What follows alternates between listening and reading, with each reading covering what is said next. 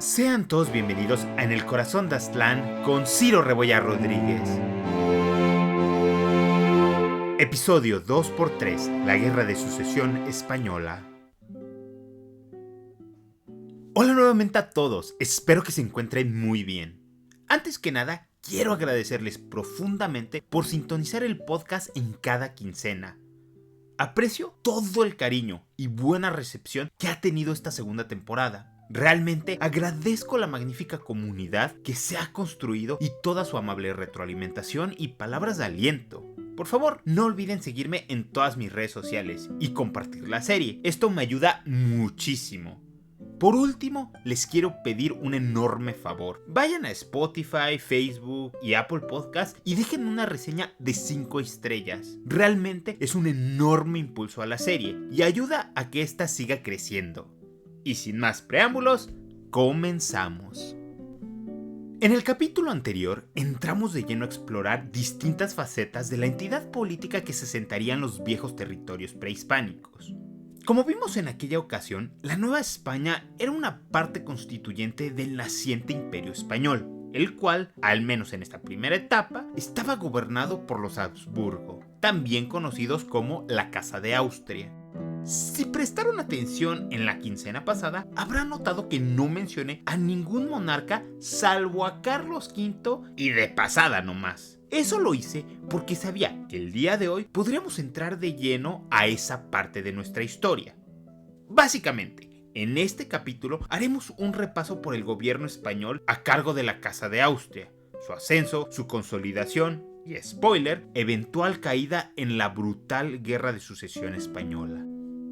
El 24 de febrero de 1500 nació en el condado de Flandes, actual Bélgica, el pequeño Carlos V.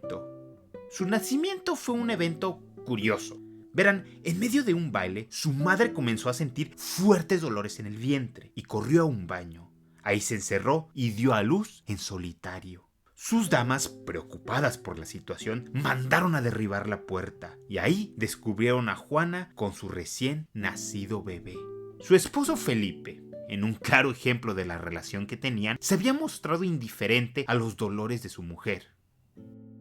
Este niño representaba un ambicioso proyecto dinástico, pues en su persona se unían las coronas de Castilla y Aragón, debido a que su madre Juana era la heredera única de los reyes católicos, y de igual forma su abuelo paterno era Maximiliano I, archiduque de Austria y sacro emperador romano, a partir de 1508.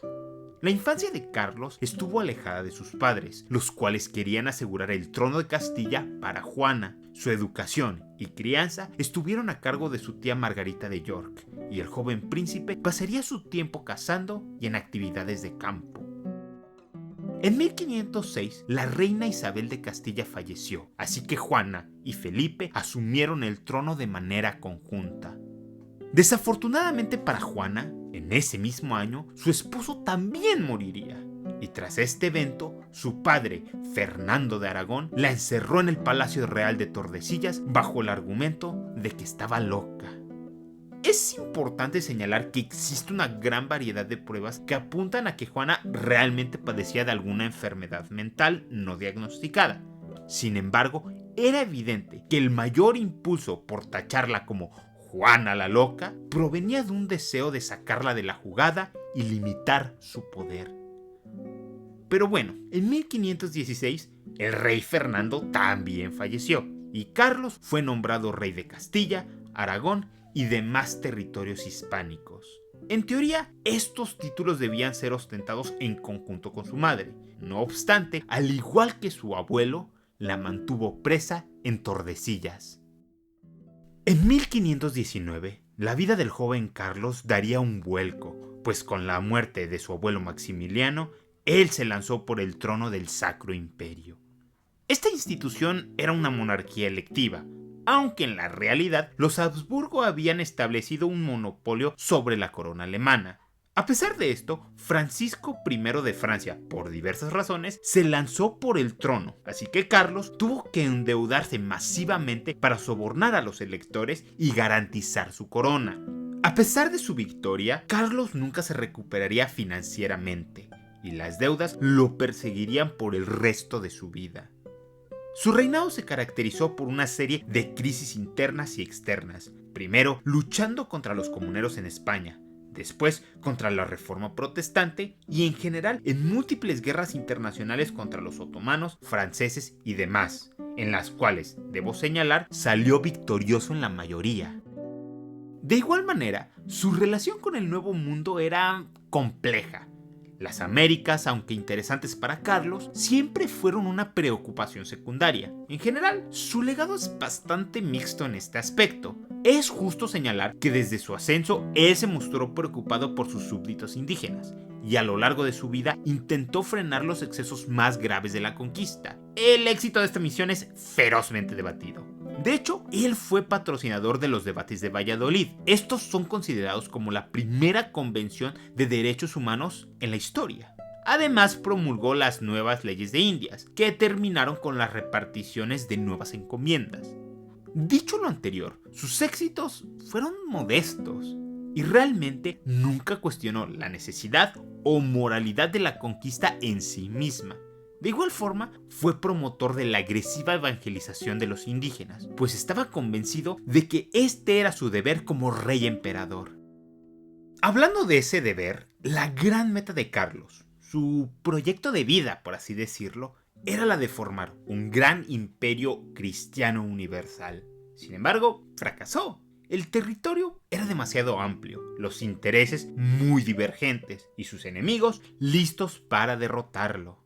En su propia mente, él sentía que su vida había sido una serie de decepciones. Cansado del estrés como emperador y abatido por la enfermedad de Gota, decidió abdicar a sus diversos títulos. De esta manera, en la década de los 1550, le cedió el trono del Sacro Imperio Romano a su hermano, y el trono de España y todos los territorios que con él llevaban a su hijo, el ahora llamado Felipe II. Finalmente, el 21 de septiembre de 1558, falleció tras un mes de agonía y fiebres. Felipe II era un hombre increíblemente austero y religioso. En consecuencia, siguió la labor de su padre y se estableció a sí mismo como el gran defensor de la fe católica. Naturalmente, su gobierno se centró en la lucha contra la Reforma Protestante y los otomanos. ¿Recuerdan toda esa plata proveniente del Nuevo Mundo? Pues en esto se gastó. En 1571, Felipe patrocinó a la Liga Santa, una alianza de diversos reinos cristianos en contra del Imperio Otomano. En Lepanto, la Liga salió victoriosa en una de las más espectaculares batallas navales de la historia. Otro de sus éxitos fue su ascenso como rey de Portugal, unificando así a la península ibérica. De hecho, como mencioné en el capítulo pasado, fue durante este periodo que muchos de los esclavos africanos llegaron a la Nueva España, dado que los portugueses eran los principales jugadores en el comercio de esclavos transatlántico. Pese a la frugalidad personal del rey y los distintos éxitos políticos, en la realidad nada era color de rosa. Todos estos proyectos mantenían permanentemente endeudado a Felipe, y aquellas vastas riquezas del Nuevo Mundo parecían no darle abasto, pues inmediatamente algo ingresaba, esa plata acababa en manos de sus acreedores. De esta manera, Felipe se declaró en bancarrota en múltiples ocasiones. Sin embargo, su mayor fracaso llegaría hasta 1588. Verán, Felipe había sido rey consorte de Inglaterra gracias a su matrimonio con María Tudor, pero con la muerte de esta, la corona pasó a Isabel I de Inglaterra. Isabel era protestante y naturalmente formó una enemistad con su antiguo cuñado. Aunado a estas tensiones, los Países Bajos iniciaron una guerra de independencia en contra de los Habsburgo, dado que 1. Los Países Bajos se habían vuelto protestantes y 2. Estaban hartos de pagarle impuesto a la corona hispánica. Con todo este contexto, Felipe envió a la famosísima Armada Invencible para invadir Inglaterra. Compuesta por 130 buques, 8,000 marineros, 2,000 remeros y casi 20,000 soldados, la armada zarpó del puerto de Lisboa en mayo de 1588. Pese a sus impresionantes números, el clima y las armas inglesas la mandaron hasta el fondo del mar. Con esta debacle, el poderío español comenzó a decaer, El 13 de septiembre de 1598, a la edad de 71 años, Felipe murió. El siguiente siglo fue una serie de decepciones, fracasos y gobiernos inútiles a manos de sus descendientes. La producción interna de España se desplomó, la inflación hizo estragos y los nacientes imperios británicos, franceses y holandeses comenzaron a inmiscuirse en el Nuevo Mundo, desafiando su hegemonía en las Américas. Ante esta permanente crisis, la corona recayó en Carlos II, a la edad de 3 añitos. Durante su reinado, la situación continuó agravándose, particularmente porque una serie de malas regencias traídas a consecuencia de sus problemas de salud mental y física, provocados probablemente por años de endogamia en la familia Habsburgo, desestabilizaron al imperio. El 1 de noviembre de 1700, Carlos, conocido como el Hechizado, moriría a la edad de 38 años, sin ningún heredero. La infertilidad de Carlos era un hecho conocido entre las potencias europeas, y había un intenso debate sobre quién debía quedarse con el trono. Hubo en general 3 candidatos, pero solo 2 que importan. Uno, el archiduque Carlos de Austria, bisnieto de Felipe II y heredero de los Habsburgo. Y 2, Felipe de Borbón, duque de Anjou, bisnieto del famoso rey Sol de Francia y bisnieto de Felipe IV de España. No intenten complicarse mucho con la línea sucesoria. Ambos reclamos por el trono provenían por parte de sus madres y ambos candidatos tenían facciones que los apoyaban. Punto. Carlos contaba con el visto bueno de Prusia, los Países Bajos e Inglaterra. Estos consideraban que esta opción mantendría el balance de poder y evitaría el crecimiento de Francia. A Felipe de Borbón naturalmente lo apoyaba Francia, pues querían evitar continuar estar rodeados por potencias hostiles. Finalmente, Carlos el Hechizado nombró en su testamento a Felipe de Borbón como su sucesor. La razón de esto fue que distintos nobles españoles estaban particularmente nerviosos de las rondas diplomáticas de las demás potencias europeas, las cuales buscaban devorar distintos territorios de la monarquía hispánica para mantener el balance de poder. En consecuencia, instaron al rey a nombrar a Felipe como heredero único de todos los dominios hispánicos, con la única condición de que debía renunciar a cualquier reclamo del trono francés. Con esto esperaban mantener la independencia de España y mantener tranquilos a los demás poderes europeos.